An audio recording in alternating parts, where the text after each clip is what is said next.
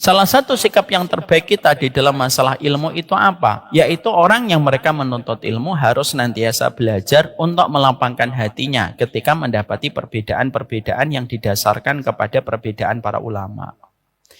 Ini termasuk salah satu hal terpenting dalam proses kita menuntut ilmu, dan ini berkaitan pada poin yang ketujuh. Poin yang ketujuh yang kita bahas pada bulan Februari, kita membahas bahwasanya salah satu akhlak terbaik dalam ilmu adalah supaya kita tidak bersifat fanatik. Sehingga kita membangun membangun semangat golongan dan semangat kekelompokan hanya berdasarkan kepada loyalitas yang ada pada diri kita, dan itu salah. Maka sifat yang kedelapan termasuk di antara sikap penuntut ilmu itu apa? Sikap penuntut ilmu adalah bagaimana ketika mereka belajar, mereka tahu bahwasanya terdapat banyak sekali perbedaan-perbedaan yang terjadi di antara para ulama. Dan kita berusaha untuk menjaga hati kita, membersihkan hati kita. Selamat datang di channel Langkah Iman Istiqomah. Jangan lupa like, komen, dan subscribe. Dan semoga kita semua mendapatkan ilmu yang bermanfaat. Amin. Alhamdulillah, tentunya senang sekali kita bersyukur kepada Allah dalam setiap perjalanan kehidupan kita. Kita berjalan di dalam kehidupan itu pakai 3 komponen di dalam hati kita. Bukannya kita berjalan dengan kaki, Ustadz. Kaki hanyalah alat kita untuk melangkah. Tapi perjalanan kita maknanya kita berjalan dalam kehidupan itu dengan hati kita. Hati kita tidak akan mampu memaknai setiap perjalanan hidupnya, menghadapi gelombang, menghadapi setiap problematika yang kita jumpai dalam kehidupan sampai hati kita memiliki 3 komposisi di dalam hati kita. Dan itu dikatakan oleh Imam Ibnu Qayyim, Apa 3 komposisi yang harus ada pada hati kita supaya kita mampu selamat dalam perjalanan hidup kita? Sebelum saya bacakan itu, saya bacakan dalilnya. Inna fil jannati lamangzilatun la tunalu illa bisabri indal bala wa syukri indar rakha wa ridha bil qada. Sesungguhnya di surga ada tingkatan-tingkatan yang tidak akan pernah diperoleh surga itu kecuali kita ketika di dalam kehidupan memiliki 3 perkara. Apa 3 perkara itu? Syukurnya tanpa syarat, sabarnya tanpa tepi, dan ridhonya tanpa batas. Dan itulah yang terus kita berikan di dalam perjalanan kehidupan kita. Sabar dan syukur dan ridho itu sebagaimana KTP dan SIM yang kita bawa ketika kita keluar rumah. Tanpa salah satu di antara perkara itu, biasanya nanti kita akan kesulitan menghadapi pemeriksaan polisi di luar rumah kita. Tanpa keberadaan 3 perkara itu, kita akan sulit memaknai kehidupan kita. Dan maaf, kita hanya berpindah-pindah dari takdir kita untuk sabar menuju takdir kita untuk syukur. Dari takdir syukur kita menuju takdir kita untuk ridho di dalam perjalanan hidup kita. Ibu, kadang-kadang kita harus memberikan 3 perkara itu sekaligus di dalam perjalanan hidup. Kadang-kadang ketika kita melihat suami, kita bersyukur. Tapi ketika kita melihat rekening, kita bersabar. Dan ketika kita melihat perjalanan hidup kita, kita ridho. Terkadang kita melihat suami kita bersabar, melihat anak kita bersyukur. Tapi melihat rekening kita, maka kita pun harus menata keridhaan kita. Itulah kehidupan. Dan itulah yang pasti kita jumpai dan pasti kita dapati di dalam kehidupan. Inilah syukur yang terus kita berikan kepada Allah. Syukurnya tanpa syarat. Jangan bersyukur hanya karena keinginanmu sudah terpenuhi, barulah kamu bersyukur. Itu syukurnya anak kecil. Tapi bersyukurlah kepada Allah setiap saat karena karunia yang Allah berikan kepada kita sudah cukup alasan bagi kita untuk bersyukur kepadanya. Takaran Allah tidak pernah tertukar dan takaran Allah tidak pernah salah. Takaran itu menjadi salah karena kita membandingkan takaran kita dengan takaran yang Allah berikan kepada orang di samping kita. Bersyukurlah setiap waktu, bersyukurlah setiap saatnya, memberikan kesyukuran kita kepadanya dalam setiap perjalanan kehidupan kita. Kalau mungkin ada yang berkata dan berkomentar, Ustadz, saya tuh pengennya bersyukur, tapi masih banyak doa-doa saya yang belum dikabulkan. Saya tuh ketika awal tahun 2025, saya punya permintaan 22 resolusi. Tapi yang tidak dikabulkan 25. Misal. Terus yang 5 apa itu? Maka sesungguhnya kita harus paham, kalaupun ada permintaan yang kamu panjatkan kepada Allah di awal tahun, kok belum dikabulkan oleh Allah, bukan berarti Allah tidak mampu mengabulkan itu untukmu. Karena kecil bagi Allah mengabulkan seluruh permintaan kita kalau kita sudah memohon kepadanya.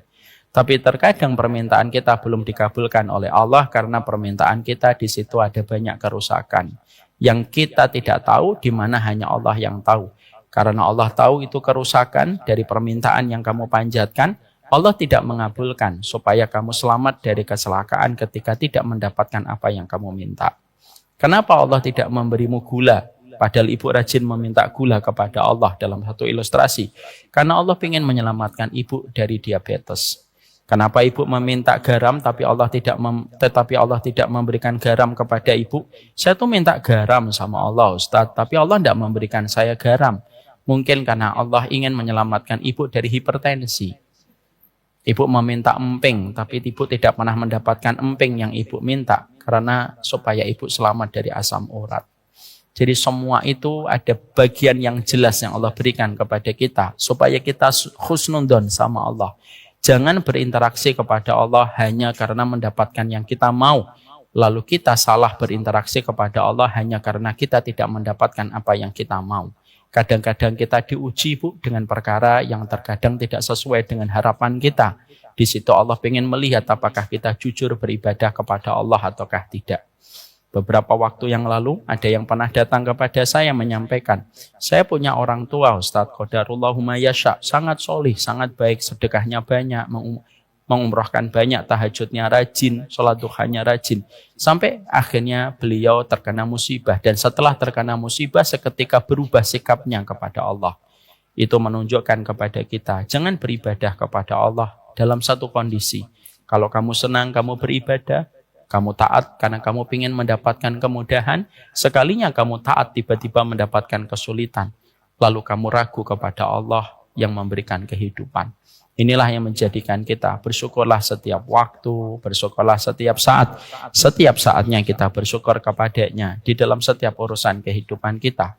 Kita punya keinginan, Allah punya kehendak, tetapi kehendaknya Allah tidak pernah mendolimi kita. Inilah yang menjadikan kita bersyukur setiap waktu, setiap saat di dalam perjalanan kehidupan kita. Supaya kita memahami makna kehidupan tidak akan pernah kita sempurna menjumpainya sampai kita bersyukur kepadanya di dalam seluruh perjalanan kehidupan kita. Bahagialah untuk bersyukur kepada Allah dan bersyukurlah untuk mendapatkan kebahagiaan. Jangan menunggu bahagia, baru kita bersyukur.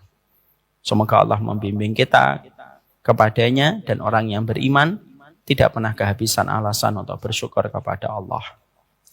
Ibu dan seluruh keluarga besar Masjid de Latinos Al-Aqsa. Kita tentunya masih mempelajari panjang lebar perjalanan kita untuk berkenalan dengan ilmu. Kita tentunya paham bahwasanya ilmu merupakan materi terbaik dalam kehidupan kita. Saya mengingatkan sebentar supaya kita paham betapa butuhnya kita dengan ilmu. Setidaknya ada 4 yang saya ingatkan kembali kepada diri saya dan ibu semuanya. Kenapa kehidupan kita identik dengan ilmu? Yang pertama, karena surga itu identik dengan ilmu sebagaimana ikan identik dengan air. Tidak bisa ibu membayangkan dirinya ibu berada di taman-taman surga kalau ibu tidak pernah memberikan kelapangan duduknya di antara taman-taman surga. Sebagaimana ibu ketika tidak sekolah, ibu tidak akan bisa mendapatkan pekerjaan di Telkomsel dan Indosat. Kalau kita hanya bermodal dengan sekolah di TK dan SD.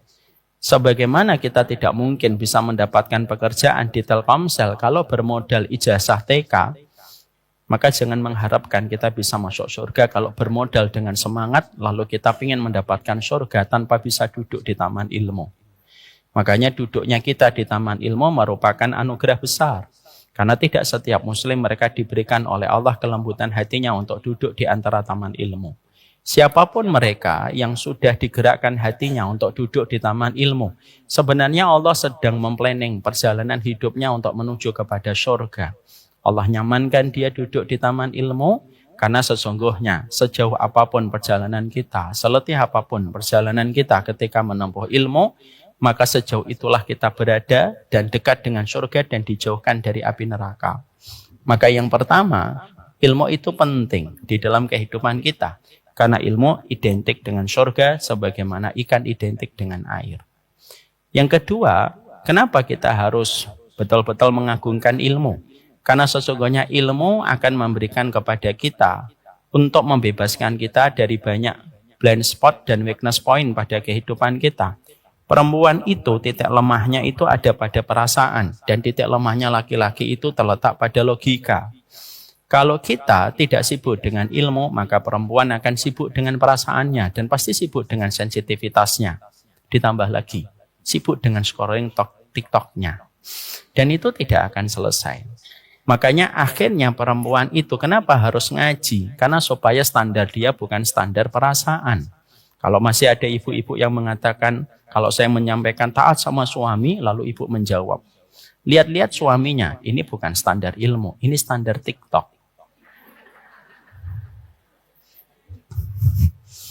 Maka itulah yang menjadikan kita akhirnya paham. Orang yang sibuk dengan sesuatu yang bukan datang dari ilmu, semakin kita peroleh banyak, semakin kita kelelahan. Ibu mendapatkan informasi di Instagram, di TikTok, dengan tingkat per detiknya kita mendapatkan lautan informasi, maka storage akal kita semakin penuh. Sebagaimana hard disk di laptop, semakin banyak yang didownload, semakin akan lambat laptopnya dan perjalanan kita mengaplikasi dan mengunduh aplikasi. Sama, akal kita ini kayak hard disk di dalam laptop kita. Jangan terlalu banyak diisi informasi yang sifatnya recehan. Karena apa? Karena tidak ada yang bisa memberikan kepada kita ketenangan kecuali adalah dengan ilmu.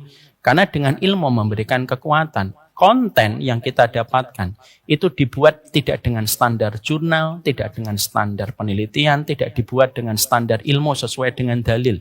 Kadang-kadang konten-konten yang ibu dapatkan, yang saya peroleh, konten itu dibuat oleh para konten kreator hanya untuk meningkatkan engagement, supaya meningkatkan exposure.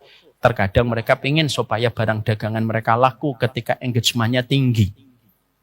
Beda dengan Allah. Allah itu memberikan kepada ilmu supaya Allah bisa memberikan alasan kepada ibu memiliki kekuatan dalam hidup. Saya merasakan betul ilmu itu bisa memberikan kekuatan. Saya ambilkan contoh sedikit ya Bu, walaupun ini bukan contoh ideal. Kalau menurut ibu tidak penting, skip aja. Saya pernah mendapati istri saya merasa lelah ketika anaknya banyak. Anak saya kan 8. Sekarang on the way 9, alhamdulillah. Siapa yang AA tadi? Doakan istri saya sehat. Ya udah gitu aja, saya pulang ya Bu. Istri saya hamil ke-9. Semoga Allah rahmati. Maka beliau, saya teruskan enggak ini? Maka saya ketika mendapati istri saya ngomong, lelah ya Bi, kadang banyak anak. Iya, pasti lelah. Tapi saya selalu bilang anak 1 juga lelah, anak 2 juga lelah. Sama-sama lelah. Lelah itu milihnya 2. Lelah di dunia, istirahat di akhirat. Istirahat di dunia, nanti malah lelah di akhirat. Lalu saya sampaikan, ada kata-kata bagus dari Imam Ibnu Qayyim. Istri saya merespon, apa kata-kata itu? Kata-kata itu jadi obat bagi saya. Kalau kadang-kadang menghadapi anak saya yang di mana-mana. Kadang di atas, kadang di bawah. Ada perkataan bagus dari Imam Ibnu Qayyim. Perempuan dan laki-laki kalau mereka diberikan keturunan, semenjak saat itu dosanya dibagi menjadi 2. Laki-laki dan perempuan semenjak nikah, lalu Allah berikan kepadanya keturunan, maka otomatis settingan di dalam dosanya dibagi menjadi 2 partisi. Partisi dosa yang pertama itu tidak bisa dihapus kecuali dia bertaubat. Partisi dosa yang kedua itu tidak bisa dihapus kecuali karena kelelahan ketika dia mendidik anaknya, merawat anaknya, dan membesarkan anaknya dengan keimanan. Semakin lelah dia mendidik anaknya, semakin banyak dosanya akan dikabulkan oleh Allah. Semakin dia letih ketika begadang, pagi hari ngajak muter-muter, maka sesungguhnya semakin banyak kemaksiatannya dihapuskan oleh Allah. Saya ingatkan kembali, semenjak ibu menikah, lalu Allah memberikan kehamilan kepada ibu, lalu anaknya ibu selamat sampai lahir dan hari ini bertumbuh, Allah jadikan dosanya menjadi 2 partisi. Separuh dosa ditebus dengan taubat, separuh dosa ditebus dengan kelelahan ketika mendidik anak. Ketika saya sampaikan perkataan Imam Ibnu Qayyim ini dalam bahasa Arab tentunya, maka istri saya langsung senang sekali. Dan dia memiliki harapan kembali bahwasanya punya anak itu merupakan bagian dari keutamaan. Itulah artinya ilmu ketika memberikan kekuatan kepada kita. Ilmu itu memberikan energi kepada kita. Coba kalau kita tidak memiliki ilmu, kita akan sibuk dengan konten recehan dan itu akan menggelisahkan kita. Dan banyak konten yang justru menjadi toksik di pikiran kita. Hati-hati terhadap apa yang kamu jumpai. Karena apa yang kamu jumpai itu meramaikan ruang berpikirmu yang menjadikan kamu terkadang berpikir negatif tentang masa depan. Jangan terlalu banyak konten yang akhirnya menjadikan kita tidak bermakna kehidupan kita. Itulah ilmu, memberikan kekuatan. Makanya kalau kami umroh, Bu, maka kadang namanya perempuan ya, naik turun, dikasih nasihat kayak gitu, naik, sebentar lagi turun lagi. Kadang-kadang ketika umroh, istri saya kemarin sempat curhat. Enak ya kalau anak dikit itu bisa umroh tawafnya berkali-kali. Kalau kita kan mau umroh sama 8 anak, Masya Allah itu perjuangannya luar biasa. Maka saya menyampaikan, Allah itu membagi amal sebagaimana Allah membagi rezeki, Bu. Ada orang yang mereka tawaf sunnah berkali-kali, tapi mereka tidak mendapatkan keutamaan. Ada orang yang mereka mendidik anaknya, walaupun mereka tidak tawaf sunnah, tapi mendidik anak itu wajib dan tawaf sunnah itu tetap sunnah. Yang wajib itu lebih utama daripada yang sunnah. Maka hatinya gembira lagi. Itulah ilmu, menggembirakan kita. Makanya kalau ibu sedang capek dan letih ketika berhadapan dengan suami, tiba-tiba ibu mendapatkan sebuah hadis meluncur dari lisan seorang guru. Sabar sama suamimu. Kalau kamu meninggal dunia dalam kondisi suamimu ridho, maka 8 pintu surga akan mencatat namamu dan engkau akan dipanggil oleh 8 pintu surga. Kira-kira kita semangat atau tidak semangat? Semangat. Walaupun cuma 3 hari setelah itu drop lagi. Tapi semangat itu pasti hadir. Dan itulah yang menjadikan kita paham betapa pentingnya ilmu pada perjalanan hidup kita. Yang ketiga, ilmu itu memberikan kepada kita furqan. Furqan itu apa? Supaya kita bisa membedakan mana yang benar dan mana yang salah. Kalau kita tidak memiliki ilmu, kita tidak akan bisa membedakan mana yang benar dan mana yang salah. Kalau samar-samar, sebagaimana kita jalan mendaki gunung dan perjalanan sedang berkabut. Kita tidak bisa membedakan mana jalan setapak dan mana itu jurang. Fungsinya ilmu menghilangkan kabut yang menghalangi titik pandang mata kita. Supaya titik pandang kita semakin jelas. Supaya kita tahu yang benar dan yang salah itu bagaimana. Supaya kita akhirnya mengerti. Ini salah walaupun tampaknya dibungkus dengan kalimat-kalimat yang sifatnya itu menarik. Contoh. Orang ketika seorang perempuan mengatakan, saya mah jadi perempuan gak mau punya anak. Saya maunya free child. Kenapa? Supaya saya tidak menyakiti dan mendolimi anak saya. Dan saya tidak mau punya anak hanya karena saya egois. Kalimatnya tampaknya kalimat bijak. Kalimatnya seakan-akan itu merupakan angin surga. Tapi kalau kita orang berilmu, kita tahu kalimat ini salah. Jangan melawan fitrah yang Allah berikan. Kamu melawan fitrah itu kamu akan babak belur. Kok bisa Ustaz? Orang, kita bedah kasusnya. Perempuan misalkan, ketika dia mengatakan, saya tidak mau punya anak. Ini beda ya kasusnya kalau ada perempuan yang memang tidak ditakdirkan punya anak. Perempuan yang tidak ditakdirkan memiliki keturunan, kelak mereka akan memasuki pintu surga bernama pintu keridhaan. Karena pintunya surga itu ada 8. Pintu sholat, pintu puasa, pintu sedekah, pintu jihad, pintu aiman, pintu ridho. Pintu tobat, pintu memaafkan. Pintu ridho itu untuk siapa? Yang lahir jantungnya bocor. Yang dari kecil sudah membawa penyakit dari gen orang tuanya. Yang ketika mereka di dalam kehidupan nikahnya syar'i, walimahnya bagus, tidak pacaran, tapi juga tidak mendapatkan keturunan. Sebagaimana Ibunda Aisyah sampai menutup mata. Mereka nanti akan memasuki surga bukan dari pintu sholat, bukan dari pintu puasa, bukan dari pintu sedekah. Tapi dari pintu ridho. Makanya ibu, nanti kalau punya teman, sahabat, sudah nikah 15 tahun, belum mendapatkan keturunan, panggillah dia dengan panggilan doa. Hei wanita yang kelak memasuki surga dari pintu ridho. Supaya membesarkan hatinya. Maka sesungguhnya kalau ada perempuan, lalu dia dengan sengaja tidak mau punya anak dan berkata, saya tidak mau punya anak, nanti daripada nyakitin anak.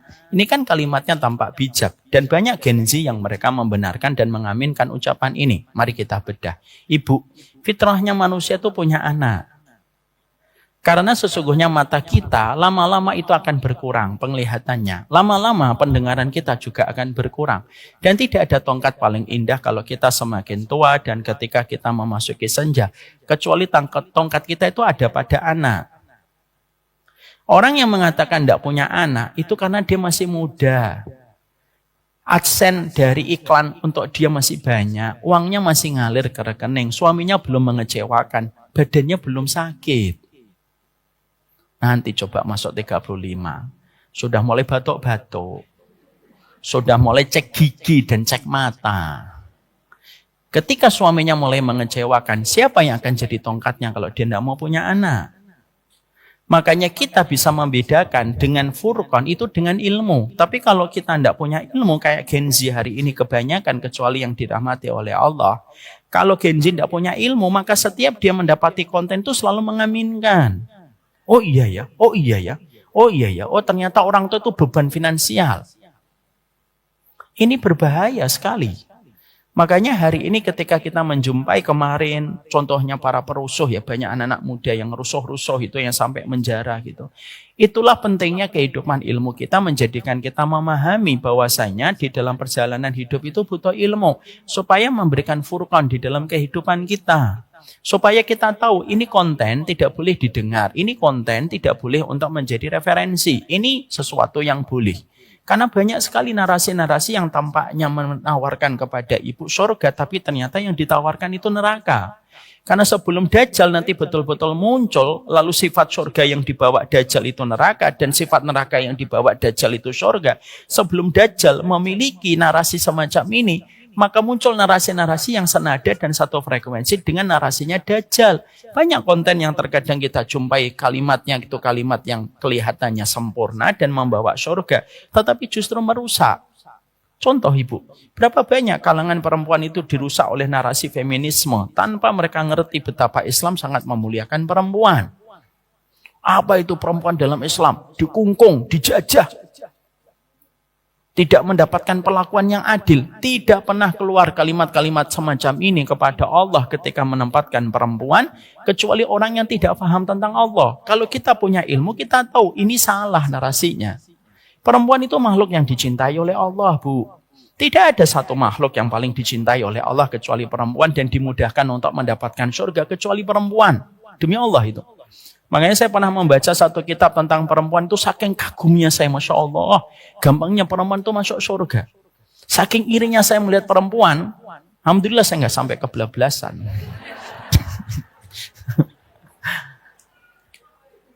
Itu saking dimudahkan oleh Allah, Bu. Dan narasi-narasi menyesatkan ini gimana kita bisa membantahnya dengan ilmu? Contoh, banyak perempuan yang mengatakan narasi dalam feminisme. Perempuan itu di dalam Islam banyak aturan, suruh nutup aurat, tidak boleh disentuh. Itu merupakan bagian dari rasa cintanya Allah. Perempuan itu dimudahkan oleh Allah, Bu. Ibu tidak perlu repot untuk datang ke masjid ketika ada panggilan sholat. Ibu cukup di rumah, sholat di rumah, ada kamar, ada ruangan kecil di kamarnya ibu. Yang ibu jadikan kamar kecil itu bukan hanya ibu menaruh pakaian, yang begitu berderet-deret itu, yang setiap ada kondangan ibu tidak ada pakaian lagi. Maka ketika ibu sholat di tempat itu namanya sholat itu makhda. Kata Nabi, sholatul mar'ati fi makhdaiha afdalu min sholatiha fi khujratiha wa sholatiha fi khujratiha afdalu min sholatiha fi dariha wa sholatiha fi dariha afdalu min sholatiha fi masjidiha. Sholatnya perempuan di makhda, ruangan kecil, itu lebih utama daripada sholatnya dia di kamarnya yang lebih besar. Sholatnya dia di kamarnya itu lebih besar, itu lebih baik daripada sholatnya dia di kamar tamunya. Sholatnya dia di kamar tamunya itu lebih baik daripada sholatnya dia di masjid. Allah mudahin, Bu. Kalau ibu pengen tahu betapa mudahnya itu, tanyakan sama laki-laki yang begitu luar biasa. Setiap waktu harus memenuhi panggilan sholat ketika berkumandang untuk datang ke masjid. Itu pun masih ditambah lagi, Ibu. Ibu dikasih oleh Allah quality time, me time. Dalam sebulan itu 1 pekan, Ibu istirahat. Laki-laki, ada nggak istirahatnya? Nggak ada, Bu. Kalau perempuan suka nanya, lagi nggak sholat, itu pertanyaan yang wajar. Tapi kalau laki-laki dengan laki-laki nggak wajar. Lagi nggak sholat ya. Apakah ibu nggak bisa ngerasakan getaran cintanya Allah? Sampai harus kita untuk memulung narasi-narasi dari feminisme ketika mendiskreditkan tentang Allah, ketika memberikan syariat dalam kehidupan perempuan. Kenapa kok banyak orang yang memulung narasi-narasi itu? Karena tidak punya ilmu. Ustadz, itu betul Ustadz, Islam itu diskriminatif. Itu perempuan itu dapat warisannya setengah, laki-laki dapat warisan satu. Alah, cara menjawabnya gampang kalau punya ilmu. Para ulama mengatakan gimana? Memang betul perempuan dapat warisan setengah, tapi sempurna. Laki-laki dapat warisan satu, tapi itu dibagi. Ibu punya suami dapat misalkan warisan 1 miliar. Istrinya mendekat dengan senyuman manisnya. Bang, iya, suami udah tahu nih apa. Sudah cair ya warisan 1 miliar. Udah. Kalau udah tahu kan bang, tahu. Maka dibagi-bagi, Bu. Misalkan dia dapat 1, mungkin dibagi untuk suaminya, anak-anaknya, pendidikan, keberlangsungan keluarganya, keberlangsungan bagaimana orang yang dia cintai. Mungkin 1/4 dia tinggal sisanya untuk dia sendiri, Bu. Dan itu pun ketika dia dapat 1, Bu, Allah hilangkan sifat bakhilnya dia kepada istrinya. Dapat 1 memang, tapi sifat bakhilnya itu dihilangkan sama Allah, sama istri. Masya Allah ya Bu, nikah itu menghilangkan sifat bakhilnya laki-laki.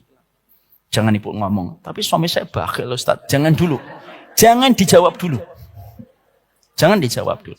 Ibu saya ambilkan contoh yang paling gampang. Laki-laki, kalau dia diminta untuk traktir orang, sekali, 2 kali, 3 kali, masih bisa senyum atau tidak? Masih. Senyumnya senyum Pepsodent. Tapi kalau sudah 6 kali, 7 kali masih dimintain untuk traktir, kira-kira laki-laki sebel atau tidak sebel? Sebel, sudah tidak senyum. Ayolah bang, ayolah traktir lagi. Saya udah traktir 6 kali, gantian. Itu laki-laki dengan laki-laki.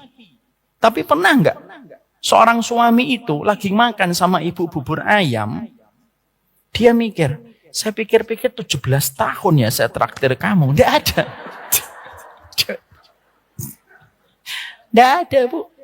Sampai ibu ngaji pun, saya tidak menafikan suami semuanya baik, tapi tidak semuanya suami itu kayak Firaun. Mobil yang ibu pakai, siapa yang membelikan? Bensinnya, etolnya. Belum lagi kalau ban bocor, siapa yang ibu telepon? Dia di kantor. Bang gimana sih ini bannya bocor? Yang disalahin suami, padahal yang pakai istri. Kita coba realistis supaya kita paham. Caranya untuk menangkal radiasi pemikiran itu penting sekali. Makanya maaf, perempuan memang dapat warisan setengah. Tapi untuk dia, laki-laki itu dapat warisan 1, tapi dibagi. Perempuan dapat warisan, misalkan laki-lakinya 1 miliar, perempuan dapat berapa? 500 juta, tapi kan miliknya dia sendiri, Bu. Tidak ada kewajiban membelikan mobil listrik untuk suami. Tidak ada kewajiban dia untuk ngasih apapun kepada suami. Nggak ada sama sekali. Misalkan ada seorang istri dapat 500 juta, suaminya deket. Habis dapat warisan, mama. Iya. Pinjam ya. 250 juta. Terus istrinya menjawab, maaf bang, nggak ada pinjaman untukmu. Secara fikih salah atau tidak salah? Secara fikih istrinya berdosa atau enggak? Enggak, cuma kebangetan. Tapi secara fikih enggak salah. Kalau laki-laki dapat 1 miliar, istrinya minta sebagai bentuk nafkah, suaminya enggak ngasih, salah atau tidak? Salah. Serempak banget. Ini istri macam apa ini? Itu yang menjadikan kita paham. Itulah ilmu. Ngasih kita furqan. Ngasih kita furqan. Kalau ibu sering scrolling dan ibu ya dapatkan itu di TikTok dan Instagram dan itu menjadi acuan petunjuk kita, berbahaya Bu. Masih ingat nggak dulu saya memberikan contoh? Berapa banyak perempuan yang asalnya tenang gara-gara postingan itu menjadi tidak tenang. Suamimu kalau pendiam ada 5 kemungkinan. Nomor 5 yang paling parah. Masih di scrolling semua nomor 5 langsung. Artinya suaminya yang asalnya pendiam dan sudah nikah selama 15 tahun baik-baik saja menjadi orang yang akhirnya disudonin. Padahal suaminya pendiam itu karena banyak latar belakangnya. Karena dia kuliahnya teknik mesin. Lalu ketika bekerja diterimanya di bukaka, direkayasa yang berhadapan dengan mesin-mesin besar. Sampai pulang ke rumah capek Bu, dia berhadapan mesin yang nggak bisa paham dengan dirinya. Lalu akhirnya gara-gara postingan itu menjadikan kita akhirnya ragu dengan apa yang kita miliki tentang suami kita. Itulah bahayanya. Makanya Nabi sudah mengingatkan tentang zaman konten. Apa yang disampaikan Nabi dalam riwayat Muslim? Inna minal bayani lasihrun. Ingat ya, sebagian dari narasi itu sihir. Kenapa kok Nabi menyerupakan sebuah narasi itu sihir? Karena mengubah yang benar menjadi salah dan mengubah yang salah menjadi benar. Contoh kita lihat kejadian kemarin. Maaf, saya tidak membenarkan perilaku semena-mena, tidak membenarkan perilaku yang salah dari seorang anggota DPR dan pemerintah ya. Tapi yang saya sorot itu narasi itu sangat berbahaya. Orang joget bukan karena kenaikan gaji, tapi joget karena ada suara musiknya. Tapi di framingnya itu yang salah. Saya juga tidak setuju kalau ada anggota DPR itu tidak punya sensitivitas terhadap rakyat. Itu clear kita nggak boleh kayak gitu. Tapi framing itu bahaya sekali. Itulah yang menjadikan kita akhirnya paham. Inilah sibuknya kita dengan ilmu. Ilmu itu ngasih kepada Ibu Furqan. Sehingga ibu tidak dikontrol oleh perasaan. Kalau kita tidak punya ilmu, maka kita akan sibuk dengan perasaan kita terus. Maka kata Imam Ibnu Qayyim, yang menghalangi perempuan untuk mendapatkan surga itu bukannya Allah. Yang menghalangi perempuan untuk masuk surga itu perasaannya. Ketika tidak ditunggangi dengan ilmu. Dan sifatnya ilmu mengontrol perasaan. Makanya wanita yang sering ngaji tidak akan sama dengan wanita yang tidak sering ngaji. Selama niatnya benar, pasti beda. Makanya maaf, jangan sampai ibu sering ngaji, tapi suaminya tuh mikir dari kejauhan. Kok istri saya ngaji sudah 15 tahun masih sama aja ya? Itu yang ketawanya keras, semoga diampuni. Jangan sampai semacam itu. Sehingga akhirnya ilmu memberikan kepada kita furqan. Yang terakhir yang kita harus pahami, apa pentingnya ilmu di dalam perjalanan kehidupan kita? Ilmu pentingnya dalam perjalanan kehidupan kita itu apa? Menjadikan setiap ibadah kita menjadi bermakna ketika kita mendapatkan ilmu di dalam perjalanan hidup. Sehingga dengan ilmu itulah menjadikan kita akhirnya mendapatkan keberkahan di dalam perjalanan kehidupan kita. Itulah ilmu. Dan itulah yang menjadikan kita memahami betapa dahsyatnya ilmu di dalam perjalanan kita. Tapi kita ketika mendapatkan ilmu di dalam kehidupan ini tentunya harus memberikan adab dan akhlak yang terbaik. Maka itulah yang menjadikan kita mempelajari apa sih yang kita harus lakukan supaya kita mendapatkan ilmu dan supaya ilmu betul-betul memberikan keberkahan di dalam kehidupan kita. Mari kita menuju kepada akhlak kepada ilmu. Kita menuju kepada akhlak yang 8. Kita insya Allah hari ini kita selesaikan akhlak kita sama ilmu sebelum nanti kita membahas tentang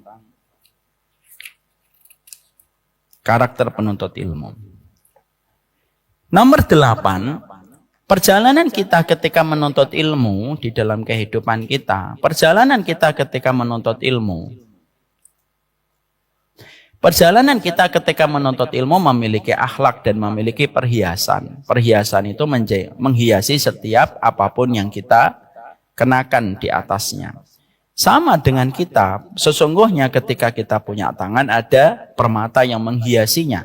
Ilmu pun membutuhkan perhiasan dan perhiasan ilmu itu terletak pada akhlak yang kita berikan. Ilmu tanpa akhlak maka itu pastinya rusak. Kenapa? Ilmu tanpa akhlak itu menjadikan seseorang itu rusak amal ibadahnya, amal solihnya ketika dia tidak memiliki akhlak yang baik. Ya. Ibu memiliki ilmu yang bagus, tapi akhlaknya berantakan, pasti rusak. Pasti akan suka ngeremehin, pasti suka akan merendahkan orang, suka bicara apa adanya, dan tidak pernah menakar setiap ucapan dan sikapnya. Kalau kita tidak memiliki akhlak.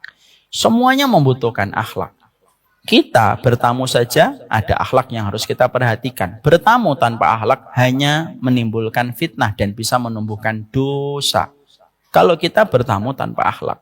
Makanya maaf ya, ibu tahu contohnya kalau kita bertamu. Kita kalau bertamu itu akhlaknya banyak bu. 1, kalau kita bertamu jangan terlalu sering ketika kita bertamu. Itu termasuk akhlak. Makanya Nabi mengatakan zurghibban tazid hubban. Kalau kamu berkunjung kepada temanmu, kepada saudaramu, kunjungi itu jangan terlalu sering. Kunjungilah jarang-jarang supaya menebal rasa rindunya dan menebal rasa cintanya ketika kita tidak terlalu sering. Makanya nggak boleh bertamu itu sehari 3 kali. Pagi, siang, sore. Dan bertepatan dengan jam makan. Orang berkata, kan supaya saya panjang umur Ustaz. Ibu panjang umur, sahibul baitnya pendek umur. Jangan. Itu namanya akhlak. Ibu tahu nggak? Bahwasanya ketika kita bertamu, kita harus memahami yang kedua. Saya sampaikan dulu betapa akhlak itu sangat mempengaruhi. Kalau kita bertamu, kita harus paham bahwasanya kalau kita bertamu, akhlaknya orang bertamu itu apa? Maka memuliakan tamu itu wajib. Tapi membuka pintu untuk tamu bersifat ikhtiar, bersifat pilihan. Maaf ya Bu, Ibu datang ke rumah saya tidak membuka pintu. Dosa atau tidak dosa saya? Tidak dosa. Kecuali saya sudah membuka pintu dan mempersilahkan Ibu masuk, saya tidak memuliakan. Itu saya dosa, karena Ibu telah jadi tamu. Itulah kenapa ada syariat untuk mengetuk pintu dan mengucapkan salam. Assalamualaikum warahmatullahi wabarakatuh. Kenapa 3 kali? Supaya memberikan keluasaan dan kelapangan bagi sahibul bait, apakah dia bisa menerima tamu pada saat itu atau dia tidak siap. Dan saat itu sangat sulit untuk menerima tamu karena banyak hal. Mungkin sedang memarahi anaknya karena anaknya ada kesalahan besar. Itu tamu. Makanya ketika ada orang mengetuk pintu 3 kali tidak membukakan, itu merupakan jawaban dari penghuni rumah. Maaf, sekarang saya tidak bisa menerima kamu. Jangan akhirnya kita ngomel. Ini gimana sih? Sandalnya ada 6, motornya 2, berarti dia nggak keluar dong. Itu hanya dia. Itu namanya akhlak. Itu namanya akhlak. Makanya termasuk di antara akhlak ketika kita menuntut ilmu, ketika kita bertamu itu apa? Kalau mengetuk pintu, itu jangan di depan pintunya langsung. Kenapa? Supaya ketika pintunya terbuka, ibu tidak langsung melihat ke dalam rumahnya. Karena sebagian orang menempatkan rumah itu ruang privasi. Saya ini orangnya introvert, Bu. Saya paling tidak suka dalam rumah saya kelihatan banyak orang. Setiap orang beda-beda. Kalau saya nggak kayak gitu, itu terserah ibu. Tapi setiap orang beda-beda. Makanya sebagian orang itu menempatkan rumah itu aurat. Makanya itulah kenapa dalam Islam itu dibahas. Kalau ngetok pintu, jangan di depan pintu langsung. Supaya ketika dibuka pintunya, kamu tidak langsung melihat ke dalam. Geserlah ke kanan, geserlah ke kiri. Supaya tidak perlu kelihatan apa yang seharusnya tidak perlu kamu lihat. Makanya kalau kita ngetok pintu tidak kunjung dibukakan, jangan ngintip di kaca nako. Mana ini orangnya? Itu menyakiti. Paham di sini, Bu? Ternyata hanya bertamu saja, itu ternyata ada adabnya. Bertamu itu mulia, pahalanya besar, dan termasuk bab silaturahim atau silatul ukhuwah. Tapi kalau kamu lakukan tanpa adab, maka itu menjadi dosa. Ini analogi sederhana. Kalau kita bertamu saja, ada sederet adab yang harus kita perhatikan, apalagi ketika kita menuntut ilmu. Hari ini, ilmu itu tidak habis dibahas. LC itu bertumbuhan sebagaimana jamur di musim hujan. Dan banyak ustadz-ustadz yang bagus. Dan banyak ustadz yang mulai dikenal dan akhirnya menjadi referensi. Tapi yang hilang itu sekarang bukan majelis ilmunya. Tapi yang hilang itu adalah akhlaknya. Sehingga akhirnya yang sering kita jumpai dan sering kita dapatkan itu apa? Ada orang yang ngaji tapi sifat yang dia miliki ketika dia menjadi penuntut ilmu itu justru lebih buruk daripada seseorang yang tidak pernah berilmu. Dan ini satu hal yang menjadi musibah dalam kehidupan kita. Itulah kenapa kita harus belajar untuk mengetahui betapa kehidupan ilmu harus disertai dengan akhlak. Saya kalau diberikan pilihan, antum memilih satu guru, dia bagus ilmunya, tapi minim akhlaknya, dengan guru yang tidak sepanjang itu ilmunya, tapi mulia akhlaknya, maka yang saya pilih nomor 2. Kenapa? Ilmu yang terbatas masih bisa kita dapatkan di tempat yang lain. Tapi akhlak, tidak bisa kita dapatkan kecuali kita betul-betul mendapatkan orang yang menjadi orang yang tepat untuk kita jadikan sebagai role model kita di dalam akhlak. Nabi itu bukan tipe orang yang sekedar menjadi guru, tapi Nabi memperlihatkan akhlak yang begitu mulia. Hari ini yang hilang itu keberkahannya, Bu. Makanya hari ini yang kita sedihkan itu apa? Kadang-kadang masjid itu akhirnya yang kita sedihkan itu menjadi tempat kita untuk membuat kelompok-kelompok. Ini kelompok ngaji sana, ini kelompok ngaji sini. Nanti kalau masuk ke masjid, kelompoknya itu sudah jelas. Ini pasti ngambil sop kanan, ini pasti ngambil sop kiri. Bahkan kita terkadang sedih karena kualitas masjid hari ini di bawah kualitas ketika preman ketemu di terminal. Kenapa sekarang muncul banyaknya ilmu yang luar biasa di mana-mana, tapi terkadang kita justru menjumpai pertikaian dan permusuhan semakin subur di mana-mana? Karena kata para ulama, yang hilang hari ini adalah barokahnya, bukan ilmunya yang hilang. Inilah yang menjadikan kita harus belajar. Kenapa ilmu harus disertai dengan komitmen akhlak. Tolong catat kalimat ini, tolong dicatat ibu-ibu. Dan mungkin sudah pernah dicatat. Yang sudah mencatat tidak usah dicatat. Ilmu tanpa akhlak rusak. Ilmu tanpa akhlak rusak. Akhlak tanpa ilmu batil.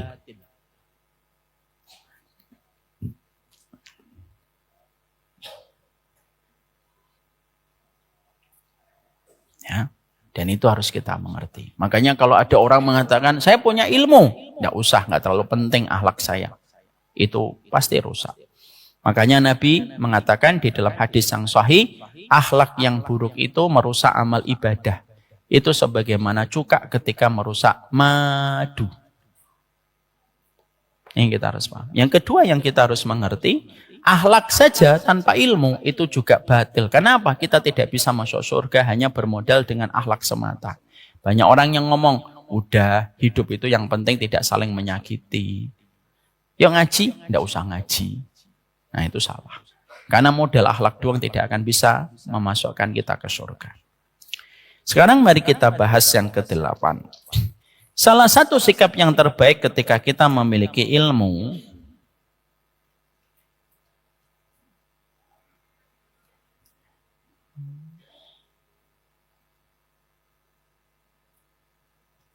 salah satu sikap yang terbaik kita di dalam masalah ilmu itu apa? Yaitu orang yang mereka menuntut ilmu harus senantiasa belajar untuk melapangkan hatinya ketika mendapati perbedaan-perbedaan yang didasarkan kepada perbedaan para ulama.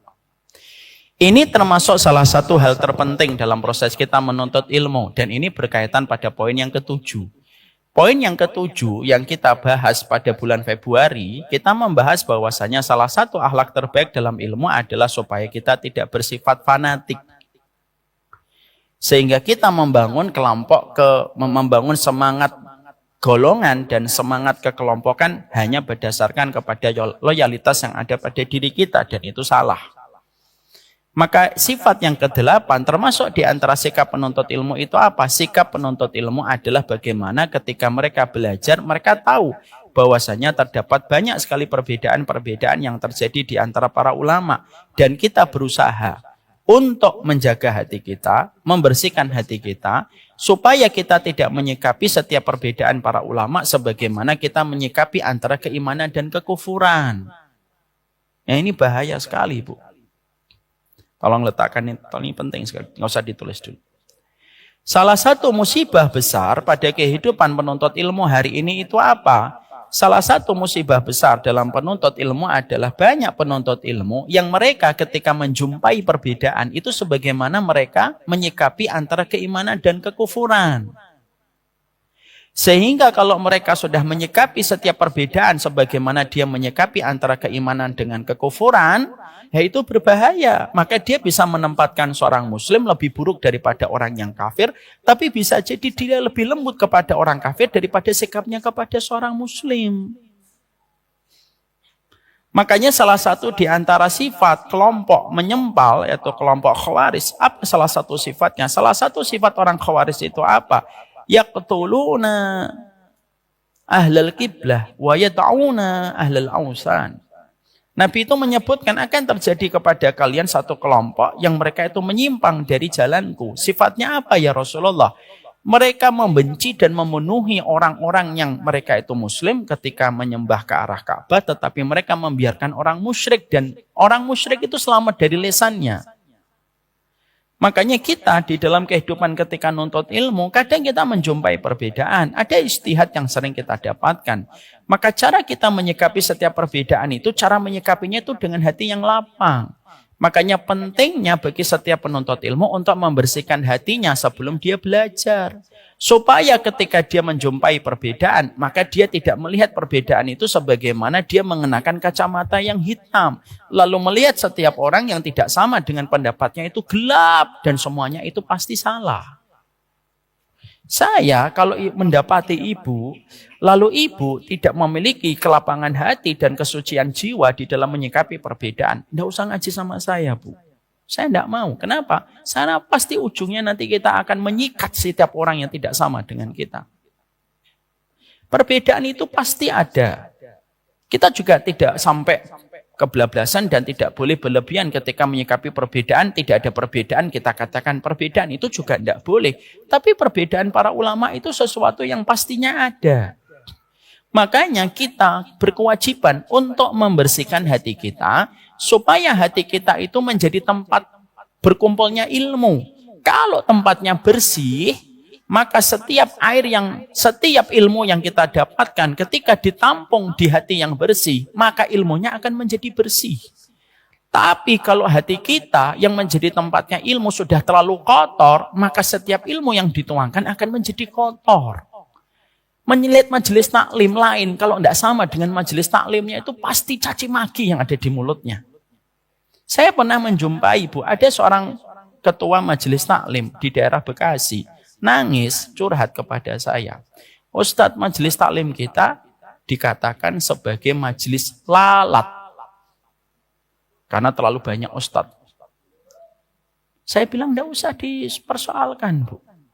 Tapi kenapa selalu muncul di banyak tempat dengan pola yang sama? Begitu gampang orang untuk menyindir dan gampang orang untuk mencibir terhadap setiap apapun yang berbeda dengan apa yang dia pelajari. Karena hatinya kotor. Saya ambilkan ilustrasi. Ini hatinya ibu.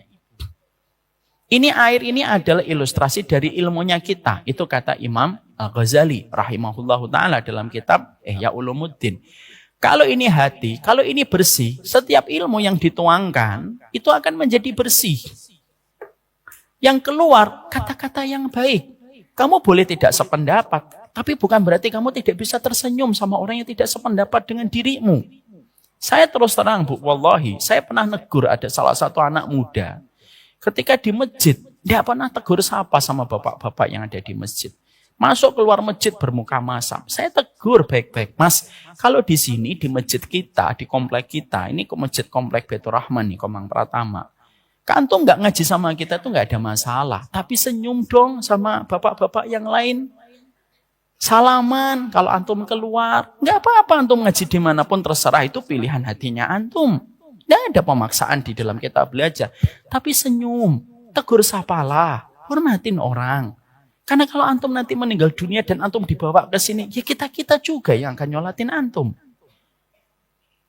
Ya Alhamdulillah baik. Beliau menerima kalimat saya dan saya sampaikan dengan cara lembut dan saya tidak sama sekali meninggikan suara saya. Maka setelah itu baik beliaunya. Tegur sapa, senyum, ngobrol. Walaupun mungkin ketika ada pengajian yang menurut dia tidak sependapat dengan dia pergi, tidak ada masalah itu. Tapi cara kita menyikapi orang itu jangan sampai akhirnya membangun loyalitas hanya berdasarkan kepada kelompok. Dan begitu gampangnya, kalau ibu pengen tahu sifat dan karakter seorang yang sudah terkena fanatisme itu apa, lesannya akan gampang mencibir ketika berbeda dengan apa yang dia pelajari, dan dia akan kesulitan untuk menghormati orang lain. Ketika ada orang lain yang salah, dia begitu cepat untuk mengangkat kesalahan itu. Tapi ketika ada kebaikan dari orang lain, dia akan menenggelamkan dan dia akan melupakan kebaikan itu. Itu sifat orang fanatisme, kata para ulama. Kita belajar, Bu. Ayo kita belajar berdasarkan dalil yang sahih, berdasarkan kepada ilmu yang benar. Tapi mari kita memiliki hati yang bersih. supaya ilmu yang sampai kepada hati kita itu menjadi bersih. Makanya yang saya khawatirkan itu apa? Kata Imam Al-Ghazali. Imam Al-Ghazali itu mengkhawatirkan kalau kamu belajar ilmu sebelum kamu membersihkan hatimu, maka ilmu itu akan menjadi alasan kamu untuk melakukan dan meneruskan keburukan kebiasaan burukmu. Contoh, ada orang sukanya kasar, Bu. Lalu ketika ngaji, dia tidak berusaha untuk menghilangkan sifat kasarnya dulu. Dia langsung fokus kepada dalil. Apa yang terjadi? Maka dia akan mendapatkan dalil untuk membenarkan sikap kasarnya. Itu yang paling kita khawatirkan. Ada orang ketika gampang mendendam, lalu ngaji, tidak berusaha untuk membersihkan hatinya dulu, maka dia nanti kalau ngaji, sifat pendendamnya itu akan terus muncul, tapi merasa dibenarkan dengan dalil yang dia peroleh. Dan itu akan menjadi kerusakan. Makanya akhirnya para ulama tidak bosan-bosan untuk memberikan nasihat kepada kita. Kalau ngaji, sikapi dengan perbedaan yang kamu harus hormati ketika kamu tidak mendapatkan kesamaan dalam setiap pendapat. Pasti kita menjumpai berbagai macam perbedaan. Perbedaan itu muncul di dalam kehidupan kita. Maka sikap kita adalah kita tetap menghormati dan jangan gampang-gampang kita untuk menurunkan kalimat vonis. Salah memvonis, salah berprasangka, itu lebih baik daripada salah memvonis. Ibu berprasangka, insya Allah mungkin dia yang benar. Itu lebih baik, walaupun kita salah, itu lebih baik daripada kita salah memvonis. Karena apa? Tidak ada orang yang begitu gampang dan begitu cepat dia memvonis, kecuali itu merupakan bagian dari salah satu sifat kelompok sempalan yang sudah diingatkan oleh Nabi. Nabi itu mengingatkan, jangan cepat memvonis orang. Supaya akhirnya apa? Lapang hati kita. Dan kita tidak pernah menjadikan ilmu untuk menjadi sarana membenci orang lain. Sesama umatnya Nabi Muhammad SAW. Kita pasti nggak menjumpai perbedaan. Pasti, Ibu. Nanti Ibu di dalam sholatnya, ada yang menaruh sedekapnya itu ada yang menaruh, apa itu? Tangannya di bawah pusar. Ada ini, pendapat ini ada. Didasarkan oleh sebagian para ulama. Ada yang di atas pusarnya, ada yang di atas dada. Saya kalau ditanya, Ustadz milih yang mana? Saya memilih di atas dada. Tapi ketika saya melihat ada orang ketika dia sholatnya atau sedekapnya di bawah pusar, ya saya tidak menyalahkan. Walaupun saya ditanya, apakah memilih pendapat itu? Saya tidak memilih pendapat itu. Ada orang yang ketika nanti habis rukuk, sami'allahu liman hamidah, ada yang kembali sedekap, ada yang kembali lurus. Saya kembali sedekap, tapi saya tidak menyalahkan yang kembali lurus. Itu cara kita lapang, sehingga ketika melihat orang, kita tidak melihat apa salahnya. Tapi yang kita lihat, itu tetap saudara muslim yang kita miliki sesama umatnya Nabi Muhammad SAW. Semangatnya kita itu menjaga diri kita supaya pertikaian ini, supaya perbedaan tidak menjadi pertikaian. Perbedaan itu tidak pernah menjadi aib. Yang menjadi aib itu adalah ketika perbedaan itu menjadikan kamu bermusuhan. Maaf ya Bu, nanti kalau Ibu membaca hadis tentang haud, ada orang-orang yang nanti minum di Telaga Al-Kausar. Berdoalah supaya Ibu termasuk di dalamnya dan berdoalah sebanyak-banyaknya umatnya Nabi itu supaya minum bersama Nabi di Telaga Al-Kausar. Bukannya Ibu membaca hadis itu lalu Ibu merasa sayalah yang akan minum. Dan orang lain gak ada yang boleh minum. Jangan. Makanya dulu semangatnya para ulama itu apa? Semangatnya para ulama itu menjaga kalimat persatuan di antara kaum muslimin. Dan mereka itu tahu kapan mereka harus menyampaikan pendapat, kapan harus mereka merelakan pendapat-pendapat itu untuk tidak perlu diruncingkan. Saya ambilkan contoh yang paling dahsyat. Abdullah bin Mas'ud itu pernah ditanya, wahai Abdullah bin Mas'ud, kalau kami safar, maka lebih baik kami menjamak, lebih baik kami sempurna sholatnya 4 rakaat duhur dan asar, atau kami sebaiknya rukhsah saja 2 rakaat. Apa kata Abdullah bin Mas'ud? Kalau kamu safar, ambil rukhsah. Innallaha yuhibbu an tu'ta rukhsahu. Allah paling senang kalau ngasih keringanan diambil sama hambanya. Clear atau tidak clear? Clear. Berarti kalau safar, ambil rukhsah. Beliau Abdullah bin Mas'ud ditanya lagi, gimana kalau ada orang safar, dia sempurna sholatnya dan tidak mengambil rukhsah? Apa jawaban Abdullah bin Mas'ud? Ukhalafatu siqah. Kalau kamu safar, kamu tidak mengambil rukhsah, kamu menyelisihi pendapat yang paling kuat di dalam masalah itu. Jelas ya Ibu? Jelas. Satu waktu Abdullah bin Mas'ud melakukan safar ke kota Mekah. Ketika beliau melakukan safar di kota Mekah, pada saat itu sahabat Utsman yang pernah menjadi menantu Nabi 2 kali, itu juga safar ke kota Mekah. Dan sahabat Utsman itu berbeda dengan Abdullah bin Mas'ud. Kalau safar, sudah sampai di tempat tujuan, beliau sempurna sholatnya. Lalu ketika dikumandangkan adzan, saat itu yang didaulat untuk menjadi imam di Masjidil Haram, Utsman bin Affan.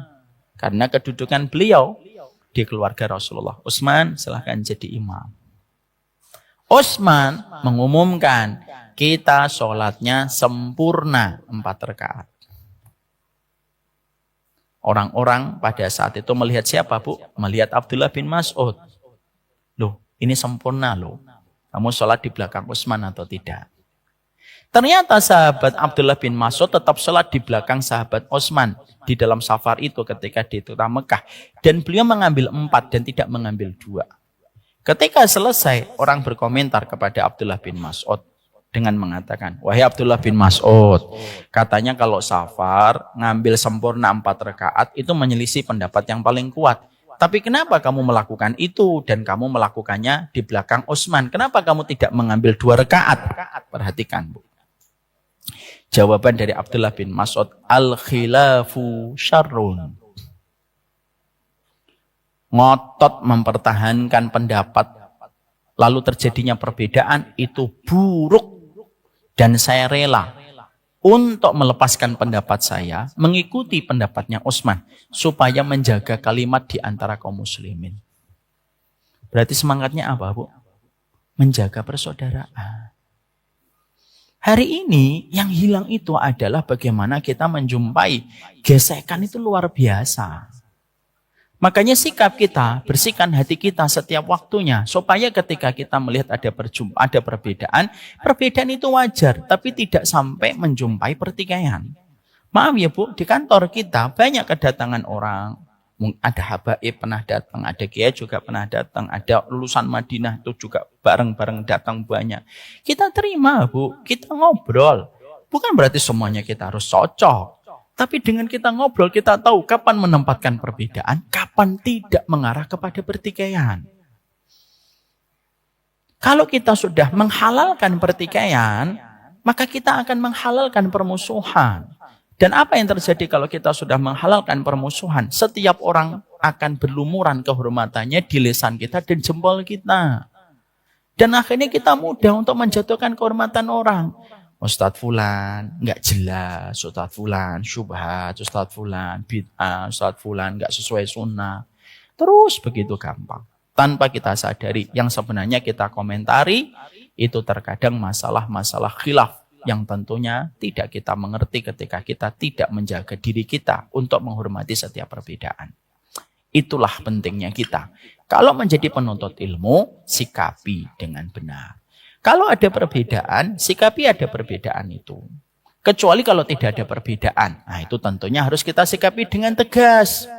Ustadz, bagaimana pendapat Ustadz tentang orang yang berhaji masuk gua? Ya itu ada perbedaan para ulama. Ya enggak ada perbedaan para ulama di situ. Ustadz, bagaimana menyikapi orang yang memahami bahasa semut? Nah itu ada perbedaan para ulama. Ya enggak ada perbedaan para ulama di situ. Kalau tidak ada, sikapi dengan tegas. Bagaimanapun agama kita punya batasan. Dan batasan itu tidak boleh dilewati. Tapi dengan gampang menyesatkan itu juga menjadi sebuah musibah dan sebuah kesalahan. Makanya kita menjumpai di dalam buku saya memberikan contoh yang paling nyata. Imam Ahmad bin Hambal itu mengatakan bahwasanya sholat kalau mimisan itu batal wudhunya. Itu pendapatnya Imam Ahmad. Jadi Imam Ahmad ditanya, gimana kalau kami wudhu, sholat, mimisan, batal sholatnya, batal wudhunya.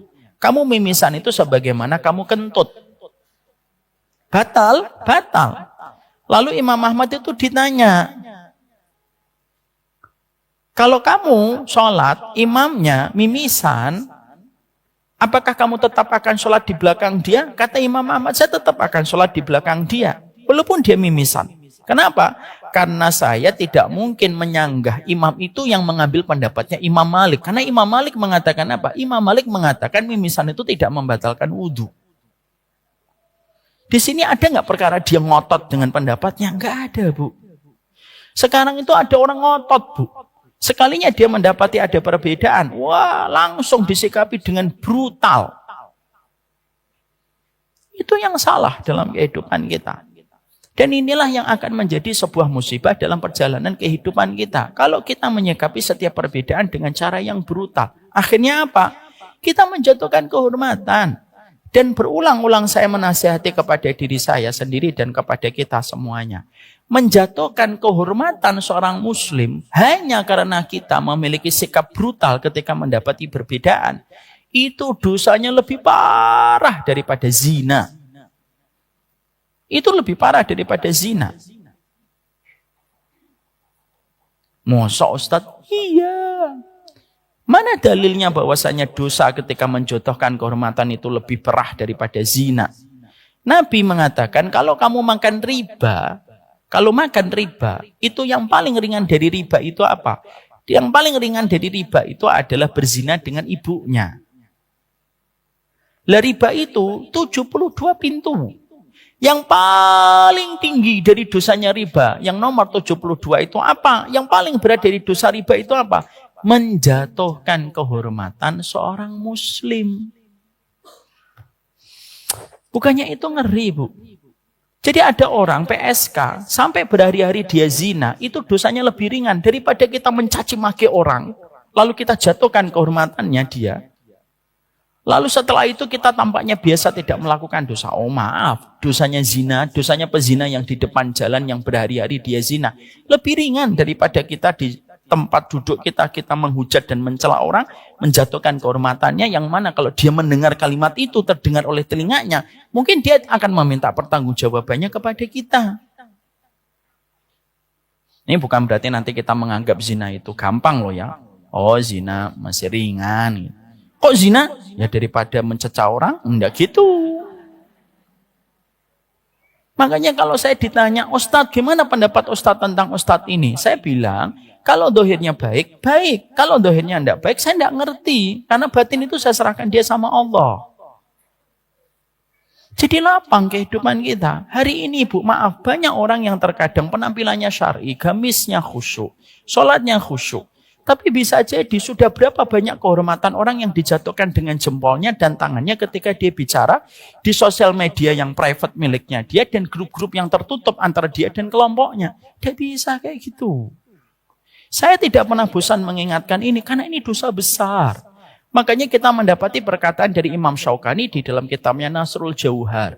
Apa perkataan Imam Syaukani? Kamu akan menjumpai di satu zaman orang itu begitu peduli dengan penampilannya dan pakaiannya, tapi tidak peduli dengan kehormatan orang.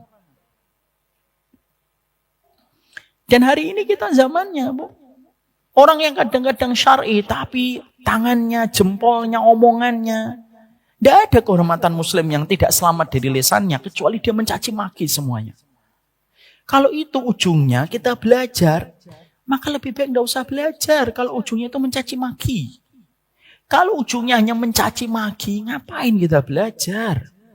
Karena ketika kita belajar itu menumbuhkan sifat takutnya kita kepada sesama muslim. Takutnya kita kepada Allah dengan kita tidak menjatuhkan kehormatan seorang muslim. Itulah kenapa kita harus belajar. Supaya kita tahu kapan itu perbedaan, kapan yang harus disikapi dengan ketegasan tanpa meninggalkan sifat kelembutan. Ibu, saya sampaikan kepada Ibu, ini jelas clear ya. Ibu terima alhamdulillah, tidak terima juga. Semoga Allah membukakan Ibu untuk menerima. Ada seorang ustadz sekitar 2 bulan yang lalu meninggal dunia di atas mimbar, ya atau tidak? Beliau meninggal di atas mimbar hari Jumat Idul Adha. Hari yang paling baik hari Jumat. Jengkal tanah yang paling baik masjid.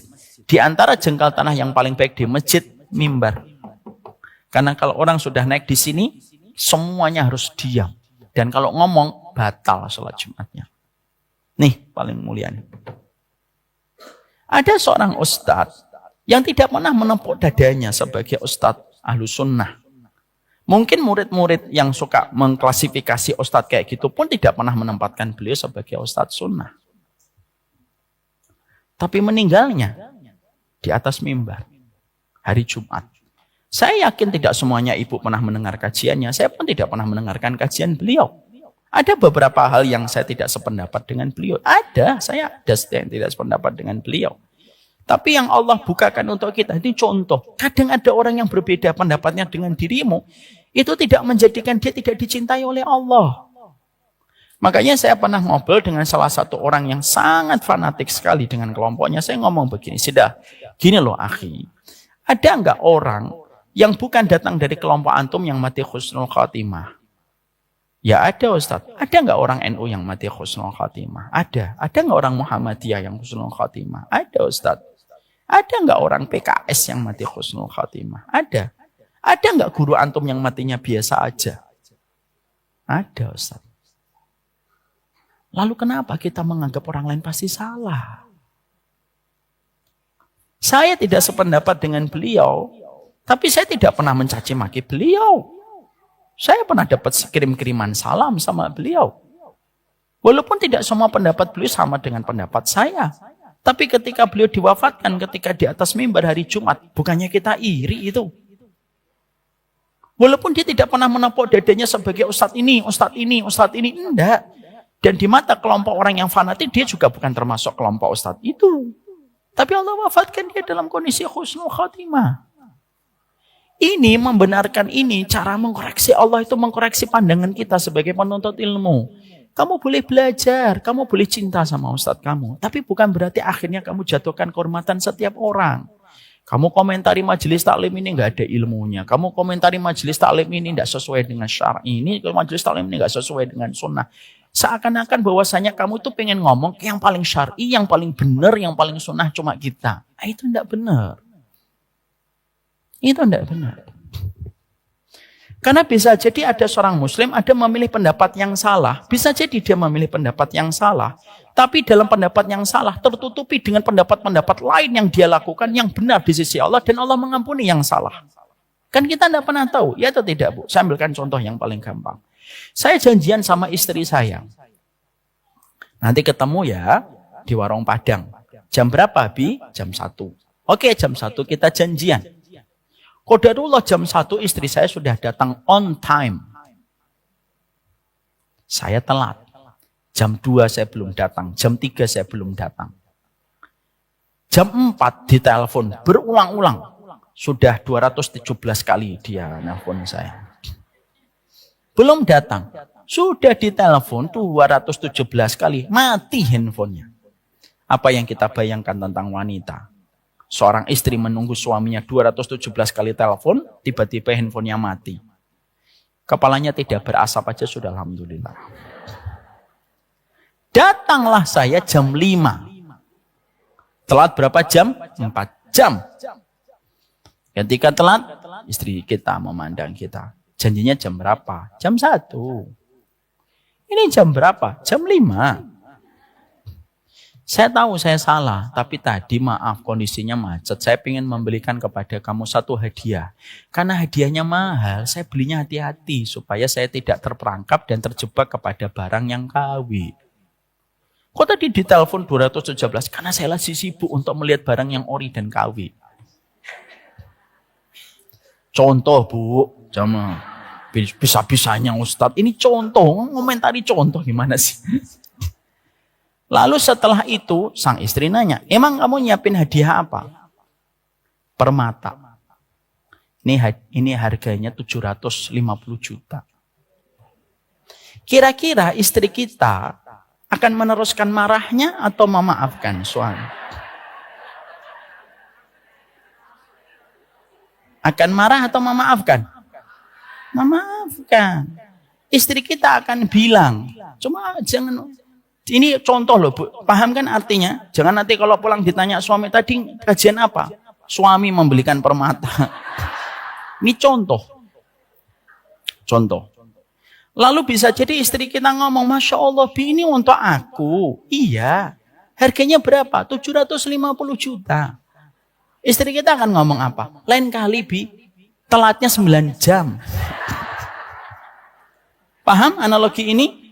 Analogi ini, Bu, ini yang paling penting, bukan kisahnya. Penting. Analogi ini saya sampaikan, ada terkadang tetangga kita, mungkin dalam satu pendapat dia salah. Tidak ngambil pendapat yang sunnah. Tapi bisa jadi malamnya dia tahajudnya panjang. Bisa jadi ada ratusan anak yatim yang dia sembunyikan, yang dia bantu, yang kita tidak pernah bantuin walaupun kita sering ngaji. Yang mana itu mungkin nggak kelihatan oleh mata kita. Tapi kelihatan oleh Allah. Dan Allah memaafkan satu pendapat salah yang dia ambil. Dan Allah menerima semua amal yang lainnya. Contoh, saya ini semua celana saya di atas mata kaki, Bu. Karena saya menganggap Enggak, jangan sampai nutup mata kaki. Tapi kalau saya ngelihat ada bapak-bapak atau seorang ikhwan gitu, ternyata celananya si panjang menutup mata kaki. Saya itu ngomongnya itu sederhana. Afirmasi saya apa?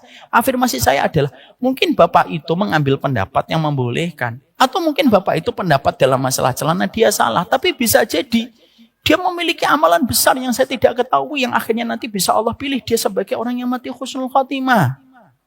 Mungkin orangnya sangat sabar menghadapi istrinya. Selalu senyum. Istrinya semarah-marah apapun melemparkan piring dan gelas. Selalu senyum suaminya. Kita tidak pernah tahu, Bu. Tapi bisa jadi ada seorang ikhwan penampilannya syar'i. Mungkin celananya di atas mata kaki. Tapi giliran pulang ke rumah dia nggak pernah sabar sama istrinya. Selalu kalau pulang ke rumah ngajak ngomongin keburukan orang. Kita nggak pernah tahu. Yang saya ingin sampaikan adalah marilah kita ngaji fokus kepada dalil. Ambil pendapat yang paling kuat. Yang kita perbaiki itu cara pandang kita kepada orang lain. Paham di sini? Jangan sampai ngambil yang 750 juta. Itu contoh dari saya. Paham?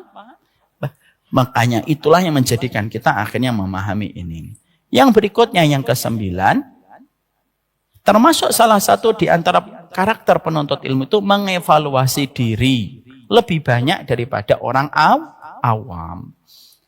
Apa artinya ini mengevaluasi diri ini? Mengevaluasi diri ini artinya adalah dia banyak muhasabah terhadap dirinya. Dan ada sikap hati yang paling baik. Sikap hati yang paling baik itu apa? Selalu merasa kurang dan tidak pernah merasa lebih yang ada pada takaran ilmunya dan pada takaran amalnya. Gimana ini? Nah, inilah yang menjadi penjelasan kita. 7 bulan lagi itu apa ya berarti? Enggak, insya Allah bulan depan moga-moga tidak ada undur. Bulan depan itu Oktober ya. Oktober masih insya Allah. Sudah 1,5 jam kita kajian. Kalau saya perpanjang tidak sesuai sunnah. Kajian itu tidak boleh terlalu lama. Karena kata para ulama apa? Idza talal majlis fakana lisyaitan nasibuh. Kalau majelis ilmu terlalu panjang, setannya banyak. Yang asalnya khusyuk, ngeliatin jam. Yang asalnya tidak ke belakang, dia ke belakang. Mari kita halau setannya. Sebelum dia datang lebih banyak, mari kita selesai terlebih dahulu. Supaya ketika setannya ke sini, loh kok udah selesai? Barakallahu fiik. Saya akhiri kajian kita pada kesempatan hari ini. Berarti quote apa yang kita bawa, pastikan hati kita bersihkan setiap waktunya. Imam Al-Ghazali itu mengatakan, orang yang mereka itu menjadi penuntut ilmu adalah orang yang paling dituntut untuk membersihkan hatinya. Supaya ilmu tidak dijadikan pembenar sikap buruknya. Supaya ilmu tidak dijadikan pembenar karakter buruknya di dalam dia menuntut ilmu. Semoga kita dijauhkan dari sikap mendolimi dan didolimi oleh orang lain. Allahumma inna na'udzubika an nudlim au nudlam di dalam kehidupan kita.